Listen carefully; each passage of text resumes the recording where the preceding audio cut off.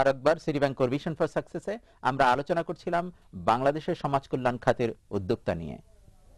বেশিরভাগ আমাদের সমাজ সেবার কার্যক্রমগুলো শহর কেন্দ্রিক, তৃণমূল পর্যায়ে আমরা কতটা পৌঁছতে পেরেছি? আমরা বর্তমানে আসান মিশন থেকে 52টা জেলায় প্রায় প্রতিটা ইউনিয়নে আমরা কাজ করছি। সেখানে বিভিন্ন রকম কাজ করছি, স্বাস্থ্য করছি, এডুকেশন নিয়ে, শিক্ষা নিয়ে কাজ করছি, স্বাস্থ্য, মহিলা উন্নয়ন, বিভিন্ন আপনার স্কিলস ট্রেনিং, বিভিন্ন রকম কাজ করছি। সবচেয়ে বড় অভিযোগ হয় দুর্নীতির বিরুদ্ধে, যে জবাবদিহিতা নেই, দুর্নীতি হচ্ছে। এই বিষয়টাকে আপনি কিভাবে? আসলে দুর্নীতির যেটা ব্যাপার, যে বাংলাদেশের যে পটভূমিতে দুর্নীতি কিন্তু আগেও ছিল, এখনো আছে, আগামীতে থাকবে কিনা আমি জানি না। তবে আমাদের চেষ্টা আছে যে যাতে নাকি দুর্নীতি মুক্ত করা যায়, যার জন্য আঞ্জুমান মফিদুল ইসলাম এই ট্রান্সপারেন্সিতে কিন্তু বিশ্বাস করে। এবং আমাদের সভাপতি সাহেব প্রায়ই কিন্তু বলেন, বিভিন্ন অনুষ্ঠানে বলেন যে যে কেউ আপনারা দেখতে পারেন এগুলা। তো আসলে ভলেন্টিয়ারলি কাজ করার কিন্তু একটা সীমিত ব্যাপার থাকে। তো এটা কিন্তু চালায় আমাদের একটা বড় একটা গন্ডি আছে, যে যারা অফিসিয়াল স্টাফ, যারা বেতনভুক্ত কর্মচারী, তারা এগুলো চালায়। এখন ওই আমাদের পুরো কাজটা কিন্তু 13টা কমিটির মাধ্যমে কাজটা হয়। তো কমিটির চেয়ারম্যানরা মিটিং করেন, তারা দেখেন, দেখে এগুলো করার চেষ্টা করেন। এবং এদের ট্রেনিং এর ব্যাপারগুলো, যারা এই যে স্টাফ আছে এদেরকে এটা কতটা ট্রেন? এটা একটা মূল্যবান প্রশ্ন আপনি করেছেন। আসলে আঞ্জুমান মফিদুল ইসলামের কোনো ট্রেনিং এর ব্যবস্থা এক সময় ছিল না। গত 4 বছর যাবত এভরি 3 মান্থসে পরপরই কিন্তু ট্রেনিং এর ব্যবস্থা করা হয়েছে। তবে একবারে তো এগুলো করা সম্ভব না, যেহেতু ফান্ডেরও প্রবলেম রয়েছে, তাই না? আগামীতে হয়তো আমরা যেভাবে যাচ্ছি এভাবে যদি চলতে পারি, তাহলে হয়তো একটা অভিষ্ট লক্ষ্যে পৌঁছে যাবে। আপনি যে ট্রান্সপারেন্সির কথা বলছিলেন, আসলে যেসব সংস্থা ট্রান্সপারেন্সি আছে, ট্রান্সপারেন্ট, এবং তারা মানে স্বচ্ছতা বিশ্বাস করে এবং তারা সেভাবে এগিয়ে যাচ্ছে, তারা কিন্তু উন্নত করছে। আজকে যেসব সংগঠন উঠে আসতেছে, আঞ্জুমান মফিদুল ইসলাম বলেন, ঢাকা আসনা মিশন বলেন, আজ এখন জনগণের সাহায্য উঠে আসছে এবং এই জনগণের কনফিডেন্স আছে বলে কিন্তু উঠতে পারতেছে। নতুন প্রজন্ম কতটা আগ্রহী হচ্ছে সমাজ সেবামূলক কাজে? অ্যাকচুয়ালি আজ থেকে 10 বছর আগে যে সংখ্যাটা ছিল, তার চেয়ে কিন্তু অনেক উঠে এসছে এখন।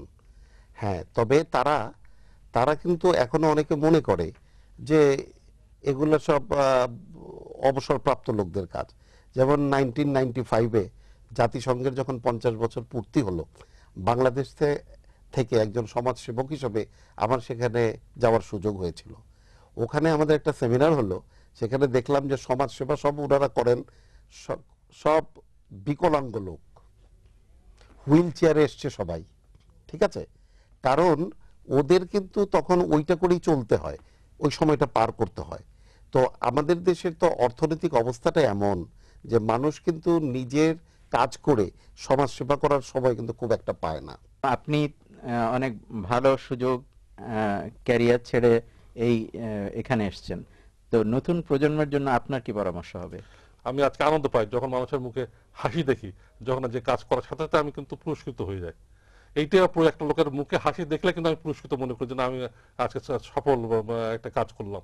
তো সুতরাং এই কাজের মধ্যে যে আনন্দ আছে, উৎসাহ আছে, এটা কিন্তু ওই কাজে চাকরিতে থাকলে কিন্তু আমি সে আনন্দ পেতাম না, উৎসাহ পেতাম না। তো আমি বলবো যে আপনারা এগিয়ে আসেন, এগিয়ে এসে আপনার সমাজের জন্য কিছু দেন, দেখবেন সবাই সুন্দর থাকবেন। আসলে আপনি একা না, সবাইকে সাথে নেন, সুন্দর জীবন গড়ার জন্য সাথে নেন। আপনি কিছু বলবেন? ওনার সাথে আমি একমত পোষণ করি যে আসলে আমাদের বাংলাদেশকে এই আগামীর স্বপ্ন যদি দেখতে হয়, আমাদেরকে সবাইকে নিয়ে এবং আগামী প্রজন্মকে আমরা উদ্বুদ্ধ করে আমাদের এই পথে এগোতে হবে। ধন্যবাদ জনাব কাজী রফিকুল আলম। জনাব আজিম বক্স, কষ্ট করে আমাদের অনুষ্ঠানে এসেছেন, আলোচনা অংশ নিয়েছেন। আপনাদের এই উদ্যোগ সফল হোক, অন্যদের জন্য অনুকরণীয় হোক, এই প্রত্যাশা করছি। ধন্যবাদ আপনাকে। দর্শক, আমাদের অহংকার করার মতো অনেক কিছু ছিল, আছে। আসুন আমাদের গর্বের বিষয়গুলো জানার চেষ্টা করি, এগিয়ে নিয়ে যাই। আমাদের নতুন প্রজন্মকে আমাদের গর্বের কথাগুলো জানাই, তাদের মধ্যে সুপ্ত উদ্যোক্তা ও আত্মবিশ্বাসে জাগিয়ে দেই, ভিশনের দেশপ্রেমিক হতে এবং ইতিবাচক ভাবতে শেখাই। প্রত্যেক পরিবারে অন্তত একজন উদ্যোক্তা সৃষ্টির পরিকল্পনা করি। কোনো শর্টকাট পথে নয়, উদ্ভাবনী চিন্তা ও ভিশনের উদ্যোগ, পরিশ্রম এবং ধারাবাহিক চেষ্টায় সাফল্য লাভে আত্মবিশ্বাসী হই। আপনার পরামর্শ মতামত লিখুন। প্রযোজক city bank core vision for success, core resources limited, post box 5277, new market, Dhaka 1205। আমাদের ইমেইল করতে পারেন corevisionforsuccess@gmail.com। আবার দেখা হবে আগামী শুক্রবার সকাল 11:05 বাংলা ভিশনে। আসসালামু আলাইকুম।